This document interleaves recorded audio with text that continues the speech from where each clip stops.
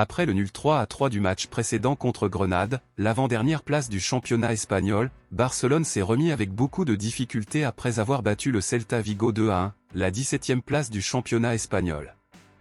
L'entraîneur Xavi a surpris tout le monde en titulaire Vitor Roque pour débuter le match aujourd'hui. Cependant, l'entraîneur n'a pas laissé l'attaquant jouer tout le match puisqu'il l'a remplacé en seconde période par Rafinha, provoquant même beaucoup de mécontentement parmi les fans qui ne pensaient pas que ce remplacement était nécessaire.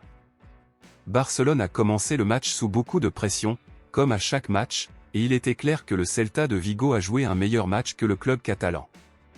Pour notre plus grande joie, à la fin de la première mi-temps, notre attaquant Robert Lewandowski a marqué un superbe but pour mener le match à la victoire à la mi-temps.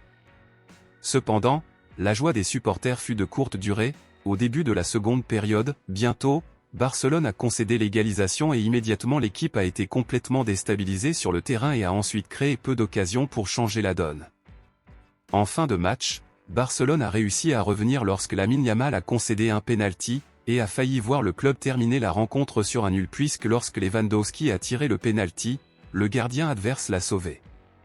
Le gardien s'est avancé et le penalty a dû être repris, et cette fois Lewandowski a marqué, assurant la victoire 2-1 de Barcelone. Malgré la victoire, un joueur spécifique a été tenu pour responsable du but encaissé par Barcelone et il convient de noter qu'il fait l'objet de critiques depuis un certain temps. Le défenseur Jules Koundé est blâmé pour le but encaissé par Barcelone alors qu'il tentait de récupérer le ballon. Cependant, il l'a dévié sous les poteaux de but, rendant le tir impossible à arrêter par le gardien Ter Stegen.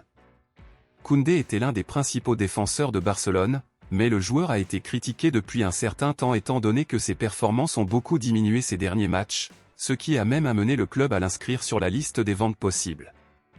En raison du niveau du joueur et de sa valeur marchande actuelle en baisse, le joueur n'est plus une priorité pour le club et risque fort d'être vendu lors du prochain marché des transferts. Désormais, après avoir été responsable du but encaissé par Barcelone, Jules Koundé va devoir faire face à plusieurs critiques, en plus de gérer la possibilité que le club mette fin à sa relation avec lui avant la date prévue. Selon vous, pensez-vous également que Koundé est responsable du but encaissé par Barcelone? Êtes-vous contre ou pour que Barcelone le vende lors du prochain mercato? Dites-le moi ici et je lirai votre commentaire, je vous verrai dans la prochaine vidéo.